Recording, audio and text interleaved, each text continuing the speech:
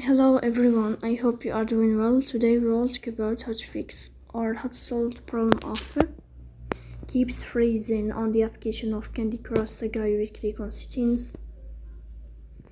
Here you will click on apps, default apps, app settings. In this list here you will search about Candy Crush Saga and you will enter.